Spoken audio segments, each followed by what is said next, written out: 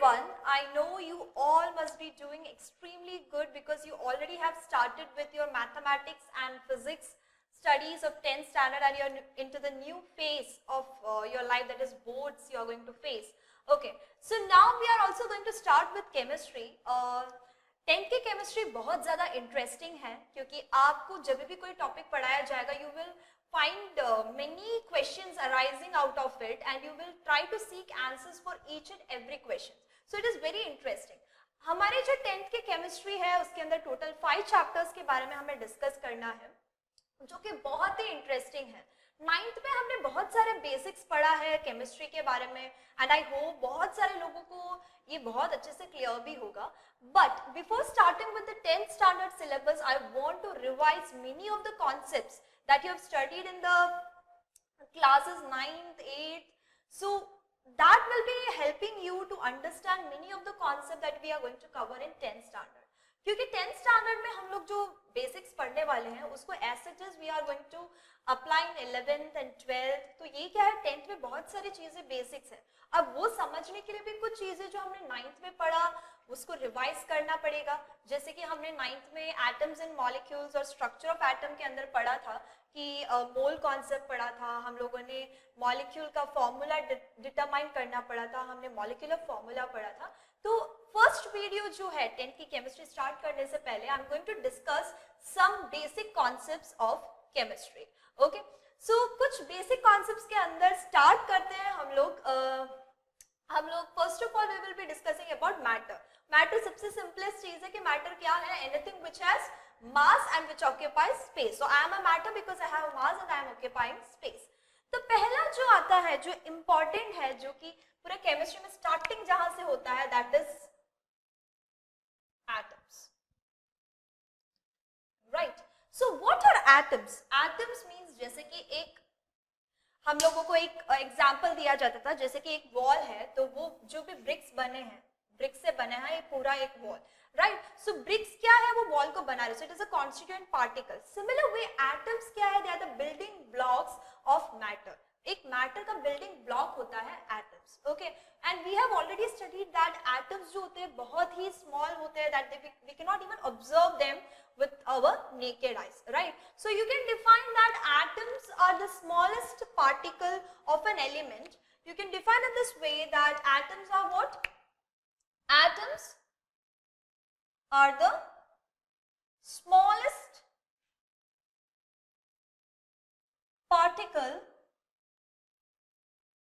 okay, of an element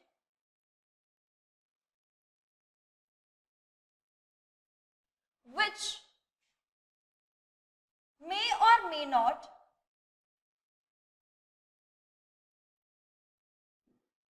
have independent existence.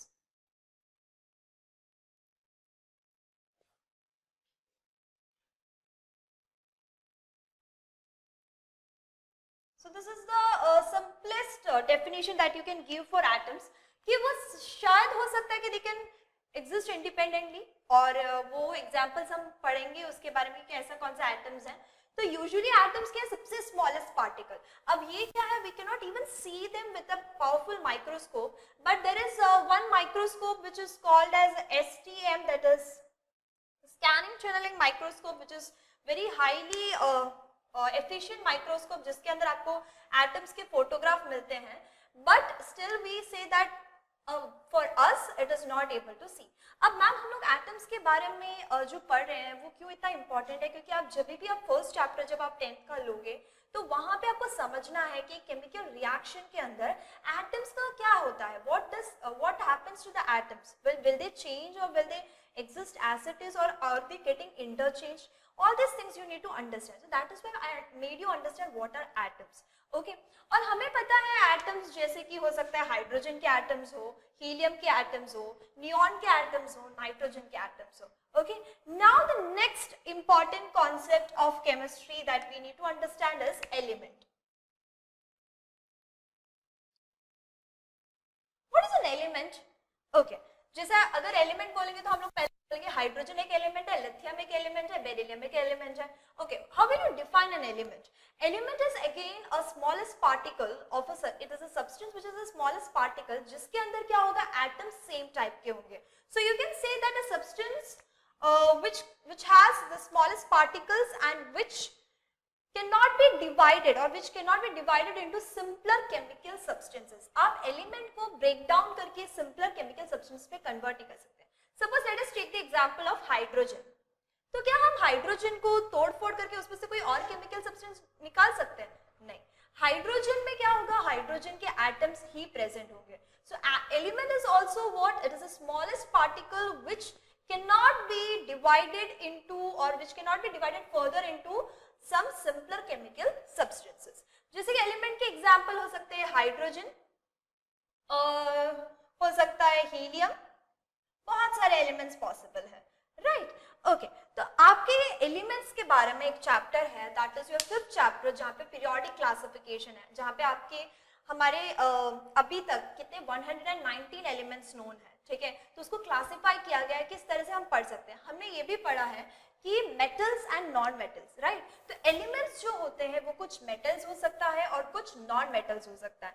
जैसे कि अभी मैं लिख रही हूँ Be,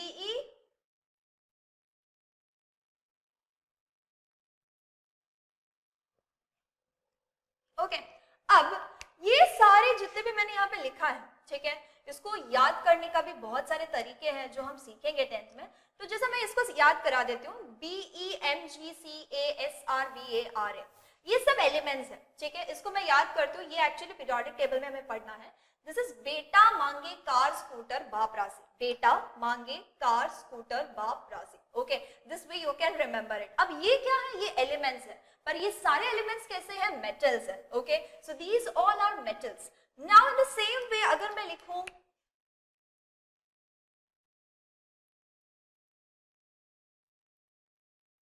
okay, now you know what is N, that is nitrogen. अब ये क्या है, ये जितने भी एलिमेंट्स मैंने यहाँ पे मेंशन किए गए हैं ये सारे नॉन मेटल्स हैं. ओके, सो इसको हम लोग पीरियोडिक टेबल से पढ़ेंगे तो आप इसको भी फनी वे में याद रख सकते हैं. This is Nana Patekar, this is Nana Patekar असल में सबका भाई है. Okay, so these are what, non metals. So elements can be metals और नॉन मेटल्स. बट इतना याद रखो, जब मैं कोई एलिमेंट कह रही हूँ बेरिलियम, ठीक है, तो बेरिलियम एलिमेंट है तो बेरिलियम के अंदर सेम टाइप ऑफ एटम्स होगा और वो किसके एटम्स होंगे, बेरिलियम के ही एटम्स होंगे. अब नेक्स्ट क्वेश्चन आता है जो कि बहुत ज्यादा इंपॉर्टेंट है. मैंने कई बार देखा है कि many of you are making mistakes while writing the symbols of elements. अब ये बहुत इंपॉर्टेंट है क्योंकि हम अभी जो है इस कॉन्सेप्ट्स को यहाँ सीखेंगे, पर 10th स्टैंडर्ड में आप जब इक्वेशन लिख रहे हो उसको डायरेक्टली आप कंपाउंड्स बना के लिखोगे. तो हमेशा याद रखना एलिमेंट का जो सिंबल होता है जिस वे में आप रिप्रेजेंट करते हो वो बहुत ज्यादा इंपॉर्टेंट है. एलिमेंट एक ही तरीके से रिप्रेजेंट किया जा सकता है, उसमें आप मॉडिफिकेशन नहीं कर सकते. जैसे कि अगर मैं हाइड्रोजन को, हमें पता है हम कैपिटल H से लिखते हैं, अगर आप उसको स्मॉल h से लिखो तो ये गलत है. Only you can represent hydrogen with capital H.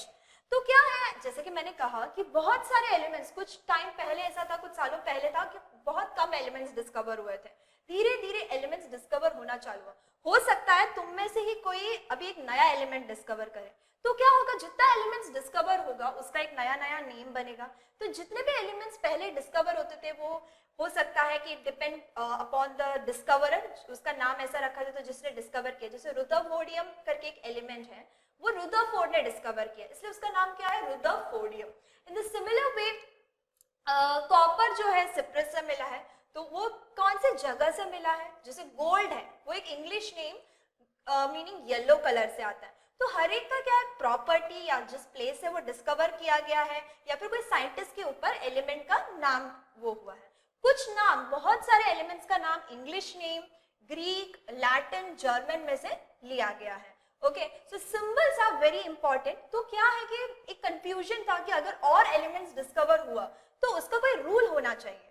तब एलिमेंट्स का सिंबल्स डिनोट करने के लिए there came a corporation which will be only deciding the rules for deciding the symbols, deciding the many concepts in chemistry. What is this IUPAC? You must have studied this. What is IUPAC? IUPAC का full form है International union of pure and applied chemistry. अब ये branch क्या करता है? ये branch decide करता है कि अगर कोई नया एलिमेंट डिस्कवर हुआ तो इन्होंने ऑलरेडी एक रूल्स दिया है जिसके हिसाब से आपको एलिमेंट को रिप्रेजेंट करना होगा. जैसे कल जाके मैंने कोई नया एलिमेंट डिस्कवर किया तो मेरे को ये रूल्स को फॉलो करना कंपलसरी है जो कि IUPAC ने दिया है जो केमिस्ट्री के अंदर. तो कौन से रूल्स है जो कि हमें फॉलो करना है when we are representing the symbol of an element? First of all, always remember that the first letter of an element should be always written in capital letter. आपका जो फर्स्ट लेटर होगा आपका जो element का वो हमेशा क्या होना चाहिए? कैपिटल लेटर में होना चाहिए. और आपका सपोज हो सकता है कि दो लेटर्स से आप एक एलिमेंट को रिप्रेजेंट कर रहे हो तो आपका ऑटोमेटिकली जो आपका सेकेंड लेटर होना चाहिए, जो सेकेंड लेटर है, सेकेंड लेटर जो होना चाहिए वो क्या होना चाहिए? स्मॉल लेटर्स में होना चाहिए. Understood? This is very important क्योंकि कई बार मैंने देखा है जैसे एल्यूमिनियम एक मेटल है जो कि एलिमेंट है, तो एल्यूमिनियम कई बार मैंने ऐसा देखा it has been written as this one AL. This is wrong. आपका एल्यूमिनियम का जो फर्स्ट लेटर है वो हमेशा कैपिटल होता है और सेकेंड जो लेटर होता है वो स्मॉल होता है. You can write it as AL, small letter. तो हमेशा ये याद रखना कि आपका फर्स्ट लेटर कैपिटल और सेकेंड लेटर अगर हुआ एलिमेंट को एक्सप्रेस करने के लिए वो हमेशा स्मॉल लेटर होना चाहिए. Let us take some examples. जैसे हाइड्रोजन है तो obviously you will represent it as H. ठीक है. Now suppose I am saying carbon, so it will be C. In the same way, if you are saying cobalt, so it will be CO. Now, the second point, जो second rule जो बता रहा है वो यही है कि कई बार जो elements होते हैं, जैसे यहाँ पे मैंने कार्बन लिया, कोबाल्ट लिया, तो क्या है इन सबके जो फर्स्ट लेटर है वो सेम है. कार्बन का भी C है, कोबाल्ट का भी C है. ऐसे बहुत सारे एलिमेंट्स हैं जिसके फर्स्ट लेटर जो होता है वो सेम होता है. जैसे कि मैं एग्जांपल देती हूँ, कार्बन हो गए, सेकेंड वन हो गए मैंने क्लोरीन, ठीक है. फिर हमारे पास है कोबाल्ट. ओके, तो ये तीन जो है इन सब तीनों के क्या है? सेम फर्स्ट लेटर है. तो इस टाइम में कंफ्यूजन हो सकता है, तीनों में आप सेम एलिमेंट का सिंबल दोगे तो इसीलिए उसको थोड़ा यूनिक वे में किया है. कार्बन का सिंबल है कैपिटल C, क्लोरीन का सिंबल है कैपिटल C और स्मॉल l, कोबाल्ट का सिंबल है कैपिटल C और small o. So these points you have to remember when you are writing. Okay. अब सिमिलर वे में आप आपसे पूछेंगे कि अगर कॉपर है, ठीक है, कॉपर भी C से चालू होता है, बट ये जो कॉपर जो वर्ड है वो क्या है? लैटिन नेम में से लिया गया है, इसीलिए उसका सिंबल क्या है? Cu.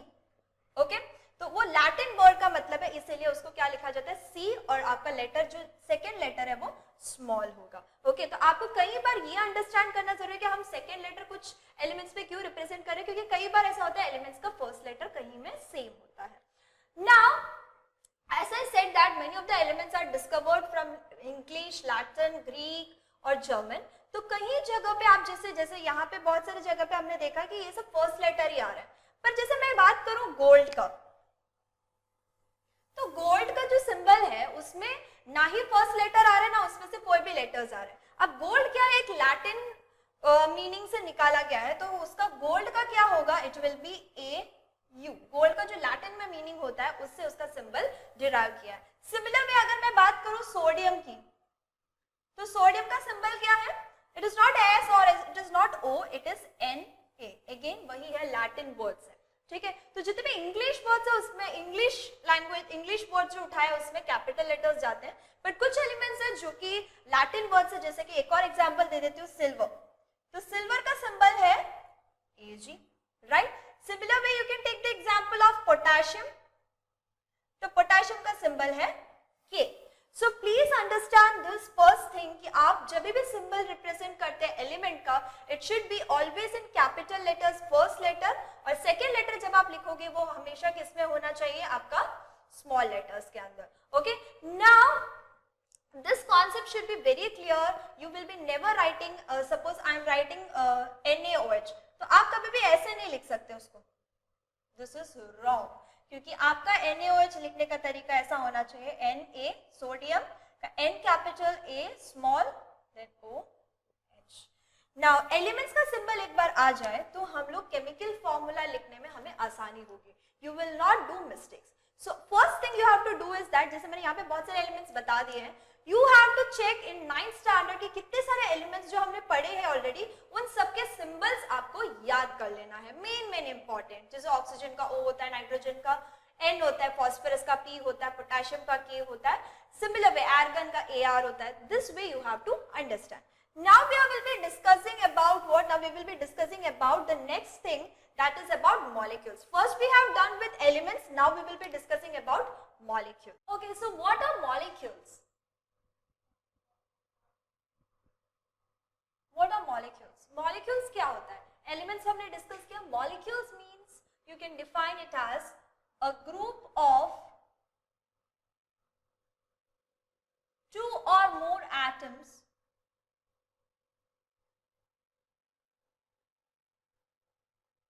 okay, which are combined to each other by some attractive forces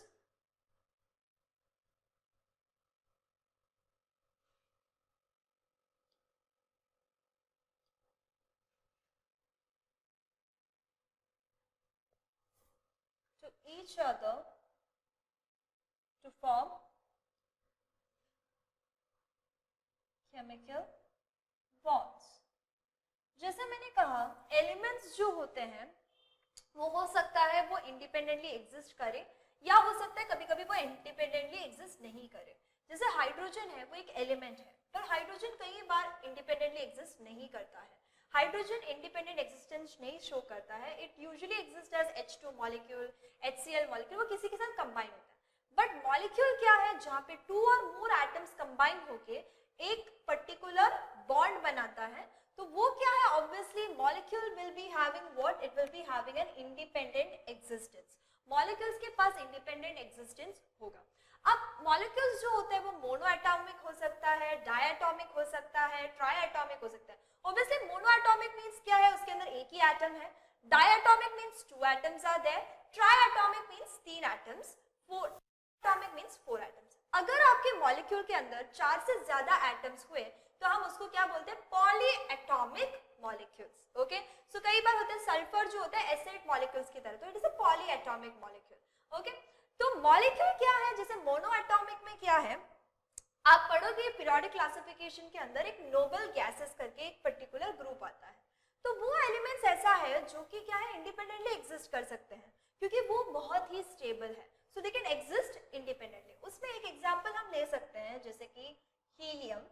ठीक है, हीलियम का आपको पता है सिंबल क्या है? He.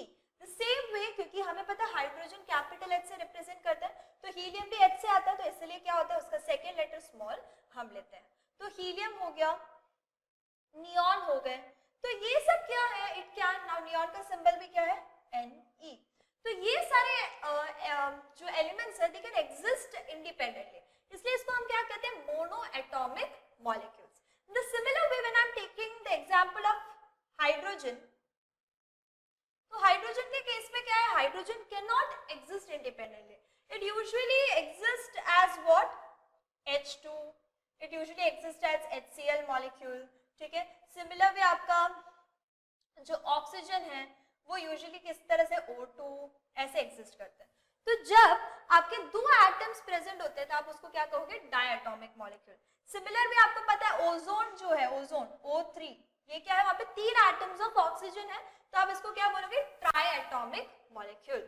सिमिलर वे फॉस्फोरस जो होता है वो P4 के फॉर्म में एग्जिस्ट करता है, तो आप उसको क्या बोलोगे? Tetra atomic. इससे ज्यादा हुआ तो आप पॉली एटॉमिक बोलोगे. अब हमने मॉलिक्यूल्स पढ़ लिया. अब हमारा एक इंपॉर्टेंट कॉन्सेप्ट जो आपको याद रखना है वो है मास नंबर और एटॉमिक नंबर. आपको पता है मास नंबर क्या होता है? What is mass number?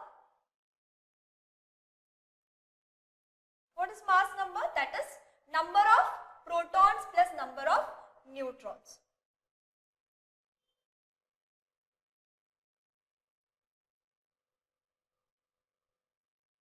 Yes. अब इसमें से एक और चीज याद रखना है, हमारे एटम्स जो बने होते हैं, एटम्स किससे बने? प्रोटॉन्स, न्यूट्रॉन्स और इलेक्ट्रॉन्स। आपके जो प्रोटॉन्स होते हैं वो कैसा होता है? पॉजिटिवली चार्ज, जो कि किस पे रहते हैं? न्यूक्लियस के अंदर। आपके जो इलेक्ट्रॉन्स होते हैं वो कैसे होते हैं? नेगेटिवली चार्ज होते हैं और वो रहते हैं आपके outer most part of an atom. Neutrons कैसे हैं? न्यूट्रल मॉलिक्यूल्स हैं, वो एटम के न्यूक्लियस के अंदर ही रहते हैं। Okay, so protons are positively in charge, electrons are negatively in charge, neutrons are neutral in charge. अब दूसरी चीज है कि ये जो मास नंबर है, it is denoted by the symbol A। ठीक है, तो कोई भी एलिमेंट का जब हमें मास नंबर जो है वो A, मतलब mass number symbol is A।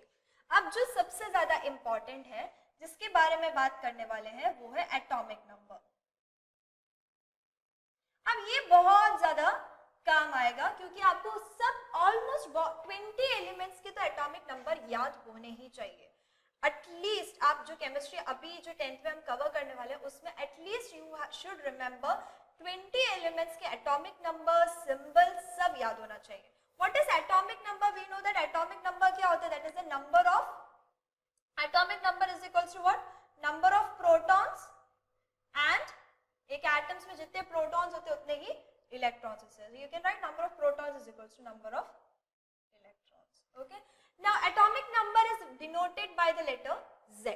अब ये दोनों चीज मैंने बताया कि कभी कभी होता है हम लोग एलिमेंट को जो केमिस्ट्री में रिप्रेजेंट करते हैं, जैसे मैंने लिखा H11। What does this H11 represents? आप कोई भी एलिमेंट का जो एटॉमिक नंबर होता है वो हमेशा कहाँ पे लिखते हैं? लेफ्ट हैंड साइड पे, जो लोअर पोर्शन पे लिखते हैं, और आपके जो मास नंबर होता है वो कहाँ पे? अपर साइड पे लिखते हैं। So this is what? This is the mass number and this is the atomic number. Okay, this you need to remember. Okay, now atomic number मैंने कुछ elements का पूछूं, you can pause the video and you can give the answers to yourself। जैसे मैंने atomic number लिखा hydrogen, helium, lithium, beryllium, boron, carbon, nitrogen, oxygen, fluorine, neon. Okay, इन सबके atomic number आप खुद ही वीडियो पॉज करके लिख लीजिए अगर आपको याद हो तो just I want to say that आपको इन सबके एटॉमिक नंबर याद करने हैं। हाइड्रोजन का 1 है, हीलियम का 2 है, लिथियम का 3 है, बेरिलियम का 4 है, बोरोन का कितना है? 5 है, कार्बन 6, नाइट्रोजन, ऑक्सीजन, ये सब आपको पता होना चाहिए। Okay, now we have covered atomic number. अब एटॉमिक नंबर से एक और कॉन्सेप्ट जो बहुत दिमाग में आता है, जो कि हमने लास्ट चैप्टर ऑफ 9th में पढ़ा, that is Bohr's model of atom, जिसके अंदर हमने पढ़ा कि एक एटम में इलेक्ट्रॉन्स कैसे अरेंज होते हैं। अब ये कहाँ काम आएगा? 10th स्टैंडर्ड के अंदर वो काम आएगा क्योंकि आपको वहां पे एलिमेंट्स के वैलेंसी और बैलेंस इलेक्ट्रॉन्स पता होना चाहिए। और हमें वैलेंसी और बैलेंस इलेक्ट्रॉन्स कहाँ से पता चलता है कि किस तरह से इलेक्ट्रॉन्स को एक एलिमेंट या फिर एक एटम के अंदर प्लेस किया गया है, कैसे अरेंज किया गया है। सो एटॉमिक नंबर के साथ साथ हमें एक जो नया कॉन्सेप्ट जो हमें समझना है यहाँ पे, that is the electronic configuration. अब इलेक्ट्रॉनिक कॉन्फ़िगरेशन जो है,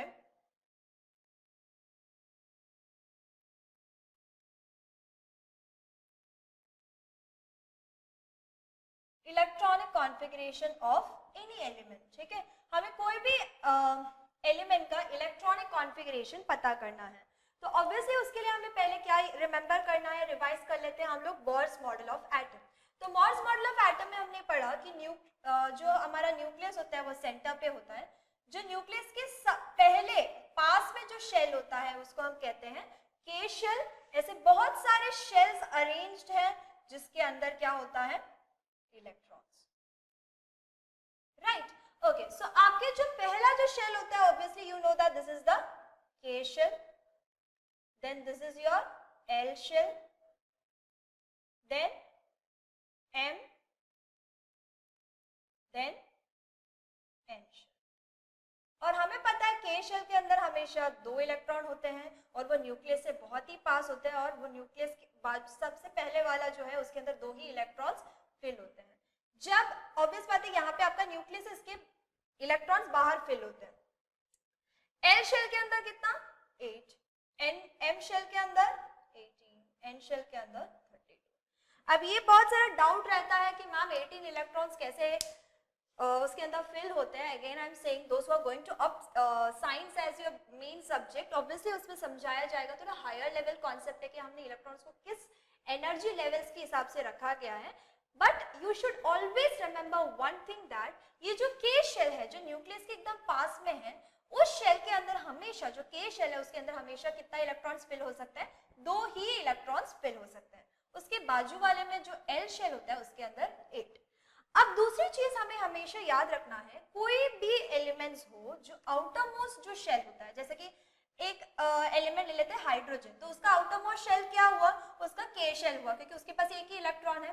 तो what is this basic thing of octet? You must have read this in 9th standard. Octet, octet मतलब क्या है? आपके जो बाहर वाला शेल है उसके अंदर हमेशा 8 इलेक्ट्रॉन्स अगर फिल हो गए, if your outermost shell consist of 8 electrons, you can say that उस एलिमेंट उस एटम का ऑक्टेट कंप्लीट है. मतलब आउटरमोस्ट शेल के अंदर अगर 8 इलेक्ट्रॉन्स है तो वो उसका ऑक्टेट कंप्लीट हो गया, मतलब उसका शेल कंप्लीट है. और you can say that it is in a stable condition. ठीक है, ऑब्वियस बात है हर एक एलिमेंट का क्या नहीं होगा, उसके अंदर आउटरमोस्ट शेल में 8 इलेक्ट्रॉन्स नहीं होगा. अब वहीं पे है कॉन्सेप्ट कि अगर आपके आउटरमोस्ट शेल जितने भी एलिमेंट्स हैं उसके अंदर 8 इलेक्ट्रॉन्स नहीं होते हैं तो वो क्या बनाते हैं? कंपाउंड्स बनाते हैं. अब क्यों बनाते हैं वो समझते हैं. पहले हमें ये याद रख लेना व्हाट इज ऑक्टेट. अब दूसरे कई बुक्स में आपको मिलेगा ड्यूप्लेट. ड्यूप्लेट मतलब आपके अंदर के शेल में 2 इलेक्ट्रॉन, वो ऑब्वियसली कहाँ पे? ओनली के शेल में पॉसिबल है. तो ये जो ड्यूप्लेट फॉर्मेशन है वो हमेशा किस में होगा? हाइड्रोजन और हीलियम के केस में होगा. ओके, सो ये चीज समझ गए तो हम लोग समझ सकते हैं कोई भी एलिमेंट का इलेक्ट्रॉनिक कॉन्फ़िगरेशन कैसे लिखना है. Suppose let us take the example of lithium. ठीक है, लिथियम का एटॉमिक नंबर होता है 3. तो आपको इसका इलेक्ट्रॉनिक कॉन्फ़िगरेशन पता करना है. पहले तो आप समझिए व्हाट इज इलेक्ट्रॉनिक कॉन्फ़िगरेशन.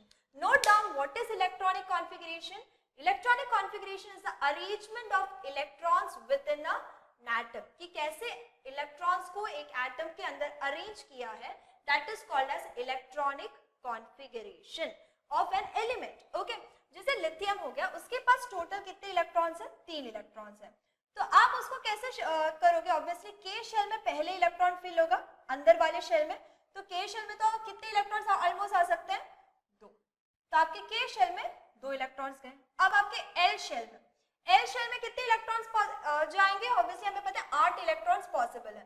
तो यहाँ पे जो 2 इलेक्ट्रॉन्स फिल होगा तो तीसरा जो इलेक्ट्रॉन है वो किस में जाएगा? एल शेल में जाएगा. सो आप लिथियम का इलेक्ट्रॉनिक कॉन्फ़िगरेशन लिख सकते हैं 2 1, क्योंकि के शेल में 2 और एल शेल में 1. Similar way you can take the example of carbon, क्योंकि कार्बन के बारे में हम लोग पढ़ने वाले 4th चैप्टर के अंदर. सो it is very important. Carbon का एटॉमिक नंबर होता है 6. अब कार्बन में क्या, ऑब्वियसली हमें पता है के शेल जो है अंदर वाले शेल है उसके अंदर कितने इलेक्ट्रॉन्स? 2 इलेक्ट्रॉन्स पॉसिबल है. फिर आपके एल शेल आता है. एल शेल के अंदर कितने? आप यहाँ पे 2 बच गए, 2 तो भर दिया. अब हमारे ये वाले शेल में कितने? टोटल 8 भर सकते हैं, पर भरेंगे कितने हम लोग? 4. क्यों? क्योंकि कार्बन का एटॉमिक नंबर कितने इलेक्ट्रॉन्स है उसके पास? टोटल 6 है. तो मतलब अंदर के शेल में 2 और बाहर के शेल में कितने होंगे? 4. Similar way, let us take the example of nitrogen जिसके एटॉमिक नंबर है 7. तो ऑब्वियसली उसके के शेल में तो 2 इलेक्ट्रॉन्स फिल हो गए. ओके, तो एल शेल में कितना होगा उसका? 5 इलेक्ट्रॉन्स. ठीक है, तो यहाँ पे अभी भी क्या है? एल शेल में अभी भी 3 इलेक्ट्रॉन्स नहीं है उसके पास. कंप्लीट ऑक्टेट नहीं हुआ. ऑक्टेट मतलब क्या है? आपका आउटरमोस्ट शेल कंप्लीटली फिल हो गए. तो नाइट्रोजन ने भी अपना ऑक्टेट कंप्लीट नहीं किया. लास्ट शेल में इलेक्ट्रॉन्स 8 नहीं है. Similar way carbon, nitrogen, oxygen, fluorine, neon. Suppose let us take the example of neon. तो नियॉन के पास होता है 10. उसके एटॉमिक नंबर होता है 10, मतलब उसके पास 10 इलेक्ट्रॉन्स है. तो पहला जो इलेक्ट्रॉन होगा वो किस पे जाएगा? के शेल में 2 जाएंगे. ठीक है, फिर आपके एल शेल में हमें पता है एल शेल के अंदर कितने इलेक्ट्रॉन्स एकोमोडेट हो सकते हैं? 8 इलेक्ट्रॉन्स. तो यहाँ पे टोटल 8, मतलब नियॉन का क्या है? आउटरमोस्ट शेल जो है वो कंप्लीट है. तो जिनके भी आउटरमोस्ट शेल कंप्लीट होता है वो बहुत स्टेबल होते हैं, और वो एलिमेंट्स जिनके आउटरमोस्ट शेल कंप्लीट है उनको हम लोग कहते हैं, और जिनके ऑक्टेट कंप्लीट होते हैं उनको हम कहते हैं नोबल गैसेस। अब नोबल गैसेस कौन से एलिमेंट्स है वो भी मैं बताऊंगी। इसमें सिर्फ इतना समझिएगा कि आपको कोई भी एलिमेंट का इलेक्ट्रॉनिक कॉन्फ़िगरेशन अगर पूछे कैसे लिखना है तो इट डिपेंड्स अपॉन आपके इलेक्ट्रॉन्स कैसे शेल में अरेंज्ड है। Okay, so you can right any elements electronic configuration in this way. Now हमने पढ़ा कि हम लोगों ने बहुत सारे कंपाउंड्स के फॉर्मेशन पढ़ा, राइट? हमने पढ़ा NaCl कैसे बनाते हैं वो। तो उससे पहले आपको दो और कॉन्सेप्ट पता होना चाहिए, दैट इज वैलेंसी और वैलेंस इलेक्ट्रॉन्स। वैलेंसी और वैलेंस इलेक्ट्रॉन्स क्या होता है? What is valency and what is valence electron? सबसे पहले तो वैलेंसी मतलब क्या है समझने से पहले पता होना चाहिए वैलेंस इलेक्ट्रॉन्स क्या है। Suppose let us take the example of lithium. तो लिथियम का आउटर मोस्ट शेल क्या है? K शेल तो भरा हुआ है, तो उसका बाहर वाला शेल हुआ L। तो आपके आउटर मोस्ट शेल में कितने इलेक्ट्रॉन्स होते हैं उसको हम क्या कहते हैं? Valence electrons. जैसे यहाँ पे लिथियम में आपके बाहर वाला शेल है L, तो L में कितने इलेक्ट्रॉन्स हैं? 1। तो इसका वैलेंस इलेक्ट्रॉन्स कितने हुए? 1। So you can define what are valence electrons. Note it down. That is the outermost electrons present in the, or you can say the number of electrons. Sorry, the number of electrons present in the outermost shell. Note it down. What is valence electron? That is the number of electrons present in the outermost shell. यहाँ पे carbon में पता करो कितने electrons, कितने valence electrons हैं? 4। बाहर के शेल में कितने इलेक्ट्रॉन्स हैं? 4। नाइट्रोजन के केस में कितने हैं आउटरमोस्ट शेल में? 5। नियॉन के केस पे कितने हैं? 8। अब व्हाट इज वैलेंसी? ठीक है, वैलेंसी मतलब क्या है? जैसे मैंने कहा हम सब कोई है जो कि स्टेबल रहना चाहते हैं, right? We all want to try to be stable. So at that case what will happen, जितने भी नोबल गैसेस है, अब नोबल गैसेस आप याद रख लेना, व्हाट आर नोबल गैसेस?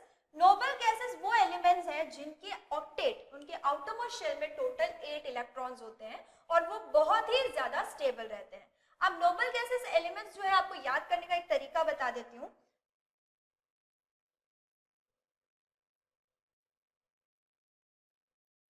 ठीक है, ये एलिमेंट्स है जिनके आउटरमोस्ट शेल क्या है?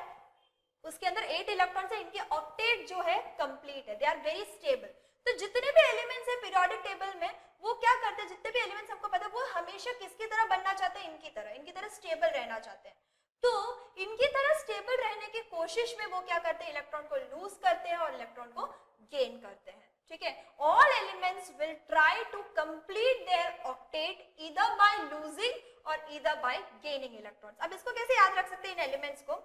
ये He जो लिखा है वो हीलियम है, Ne जो लिखा है वो नियॉन है, Ar जो है वो आर्गन है, Kr जो है वो क्रिप्टन है, जेनॉन और रेडन। इसको याद रख लो नोबल गैसेस को, हीना और नीना, हीना, नीना और करीना, हीना, नीना और करीना के एक्सरे रंगीन। So this way you can remember all the elements, Heena, Neena और करीना के एक्सरे रंगीन। These are the elements which comes under noble gas जिनकी ऑक्टेट मतलब बाहर वाले शेल में 8 इलेक्ट्रॉन्स हैं। So what is valency?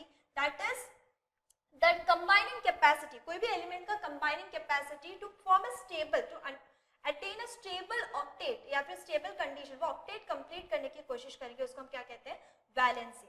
Okay, so valency you can write that the number of electrons that needs to be gained, lost or shared to attain what? A stable octet. Okay, so अब हमें valency याद रखना है। आप लोगों ने 9th पे बहुत सारे एलिमेंट्स के वैलेंसी याद रखा था, सोडियम का, पोटेशियम का, क्योंकि आपको उसको क्या करना था? कंपाउंड्स बनाने थे, राइट? तो यहाँ पे भी आपको मैं अगेन इंसिस्ट कर रही हूँ, आपको वैलेंसी समझना है। और आपको वैलेंसी समझने के लिए आप क्या कर सकते हो? एक फॉर्मूला है, you can apply this formula, that is valency is equals to 8 minus, ठीक है, number of valence electrons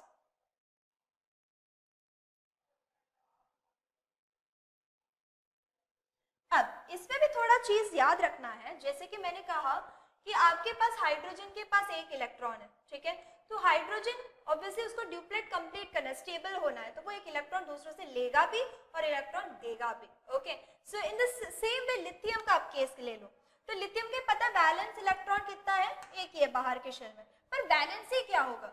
lithium के बाहर के शेल में 1 है तो उसको ऑक्टेट कंप्लीट करना, मतलब 8 इलेक्ट्रॉन उसके बाहर के शेल में चाहिए, तो वो 7 इलेक्ट्रॉन उसको दूसरों से लेना पड़ेगा, या फिर वो क्या कर दे अपने एक इलेक्ट्रॉन लूज करे तो उसके जो स्टेबल अंदर ड्यूप्लेट वाला कॉन्फ़िगरेशन जो स्टेबल है, क्योंकि अंदर तो 2 है मतलब वो तो स्टेबल है, तो वो लिथियम क्या करता है अपना एक इलेक्ट्रॉन को क्या कर लेता है, लूज कर लेता है। सिमिलरली अगर हम कार्बन की बात करें तो कार्बन के केस में थोड़ा डिफरेंट है, जो कि हम कार्बन एंड इट्स कंपाउंड्स में पढ़ेंगे। कार्बन के पास 4 है, मतलब 8 इलेक्ट्रॉन्स का आधा, तो वो ना क्या करता है, ना गेन करता है ना लूज करता है, वो आपस में क्या कर लेता है, शेयर कर लेता है। In the case of nitrogen, let us take the example of nitrogen. हमें पता है नाइट्रोजन का एटॉमिक नंबर क्या है, 7 है, ओके। तो उसके अंदर वाले शेल में कितने 2 इलेक्ट्रॉन्स है और बाहर वाले शेल में कितने हैं 5। अब इसको क्या है, बाहर वाले शेल में 5 है तो उसको किसकी तरह बिहेव करना है, इनके जैसे, जो नियॉन जिसके पास 10 इलेक्ट्रॉन्स है, मतलब वो स्टेबल होने की कोशिश करेगा, तो वो 5 इलेक्ट्रॉन देगा या फिर वो 3 इलेक्ट्रॉन लेगा ताकि उसका स्टेबल कॉन्फ़िगरेशन हो। ऑब्वियसली वो कम मेहनत करेगा, तो वो क्या करेगा, नाइट्रोजन दूसरों से लेगा। It will take 3 electrons from some other elements, so इसकी वैलेंसी क्या होगी, 8 - 5 इट विल बी 3। इसकी वैलेंसी क्या होगी 3। तो इतना समझो, वैलेंसी मतलब क्या है, कितने इलेक्ट्रॉन्स जरूरत है ताकि वो स्टेबल हो या फिर उसको ऑक्टेट कंप्लीट, मतलब बाहर के शेल में 8 इलेक्ट्रॉन्स हो जाए। सो इन दिस वे आपको बहुत सारे कंपाउंड्स की वैलेंसी याद रखनी है, जो कि आपको इस वीडियो के बाद तुरंत करना है। I will be checking your notebooks, you have to maintain your हर एक एलिमेंट का सिंबल लिखो और उनके सामने उसकी वैलेंसीज लिखो, ओके। और या तो ऐसा करो, सिंबल लिखो, electronic configuration and then you write the valencies, okay. So now we are going to lastly we are going to study कि जो है आयंस और हम लोग formula. Okay, so now let us understand how to write the chemical formula of the compound. For chemical formula of a compound, you need to understand the valency, जो मैंने concept अभी आपको समझाया कि valency कैसे हम determine करते हैं। तो अभी हम लोग कुछ compounds के chemical formula लिखना सीखेंगे, जो कि आपको प्रैक्टिस करना है, जो आपने 9th पे किया है। सिर्फ मैं उसका रिकैप करा रही हूँ क्योंकि ये केमिकल कंपाउंड्स आपको क्या है, डायरेक्टली केमिकल कंपाउंड्स इक्वेशन में लिखना होगा 10th स्टैंडर्ड के फर्स्ट चैप्टर में। So how you can find out the chemical formula of a compound? Okay, कोई भी चीज का केमिकल फॉर्मूला कैसे पता कर सकते हैं? पहले तो हमने सीखा एलिमेंट का सिंबल क्या होता है, then we study that molecules होते हैं, एलिमेंट का सिंबल पता होना चाहिए। दूसरी चीज होती है आपको वैलेंसी पता होनी चाहिए हर एक आयन की। पहले हम बात कर लेते हैं, जैसे मैंने कहा ion. What is an ion? Ion मतलब क्या है, a group of atoms which are having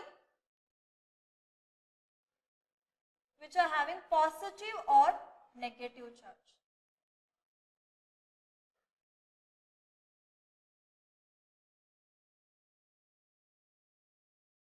जिसके पास पॉजिटिव या फिर नेगेटिव चार्ज होते हैं उसको हम क्या कहते हैं, they are called as ions. You already know that there are 2 types of ions, that is one is cation जो कि क्या होता है पॉजिटिव, और दूसरा होता है एनायन, ठीक है। तो एनायन होते हैं वो नेगेटिव होते हैं। तो एक चीज याद रखो, जैसे मैंने कहा एलिमेंट्स मेटल भी हो सकते हैं, नॉन मेटल्स भी हो सकते हैं। तो एलिमेंट्स क्या करते हैं, जो एलिमेंट्स, बहुत कुछ एलिमेंट्स ऐसे होते हैं जो दानवीर है, जैसे मैंने कहा वैलेंसी पे डिपेंड करता है। तो जो एलिमेंट्स लूज करता है, मतलब दूसरों को इलेक्ट्रॉन्स दे देता है, वो ऑब्वियसली कैसे होंगे पॉजिटिव। जो हम दान किसी को देते हैं तो ऑब्वियसली हम पॉजिटिव इंसान है।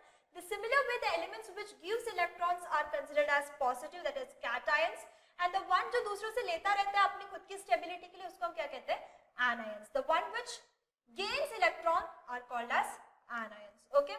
Now I am going to show, as I said, आपको सारे valencies पता करना है, आपको याद करने हैं। तो let us take the formula of first simple compound, that is HCl. ठीक है। अब हमें पता है हाइड्रोजन के वैलेंसी होता है +1, ठीक है।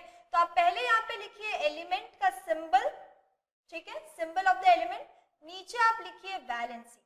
अब दूसरी चीज आप याद रखना, ये जो यहाँ पे जो साइन होता है वो आपको डिनोट करता है आप दे रहे हो electron, that element is losing electron और whether it is gaining electron, so it will show the valency of that element. अब जैसे मैंने बोला HCl बना, तो क्लोरीन का सिंबल Cl।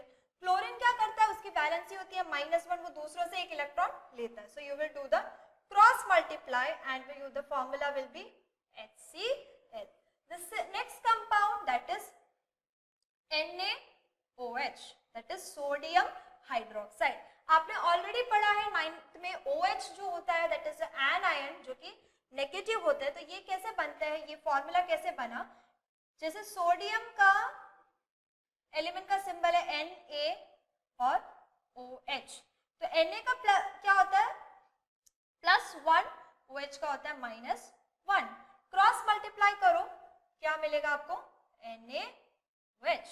सपोज आपको लिखा हुआ है third one, find out the chemical formula of what, chemical formula of calcium hydroxide. तो आप क्या करोगे, ऑब्वियसली आपको पता है कैल्शियम जो होता है, कैल्शियम का सिंबल क्या होता है Ca, उसकी वैलेंसी होती है +2 और हाइड्रोक्साइड मींस OH, उसकी वैलेंसी होती है -1. आप इसको क्रॉस मल्टीप्लाई करो. तो अब ये लिखने का तरीका थोड़ा ध्यान देना है. जैसे कैल्शियम को क्रॉस मल्टीप्लाई किया, दूसरी चीज यहाँ पे क्या है पॉजिटिव और नेगेटिव है, तो ऑटोमेटिकली चार्जेस, जो चार्ज है प्लस और माइनस चार्ज आप नहीं बताते हो वो कैंसिल आउट हो जाता है क्योंकि पॉजिटिव और नेगेटिव जो दोनों है. तो इसको क्या A होगा क्योंकि 1 से मल्टीप्लाई हुआ है, और OH का क्या होगा पूरे OH, क्योंकि ये जो 2 है इससे हम पूरे में क्रॉस मल्टीप्लाई करें, so it will be CaOH whole twice. The similar way अगर आपसे क्वेश्चन पूछा है कि एल्यूमिनियम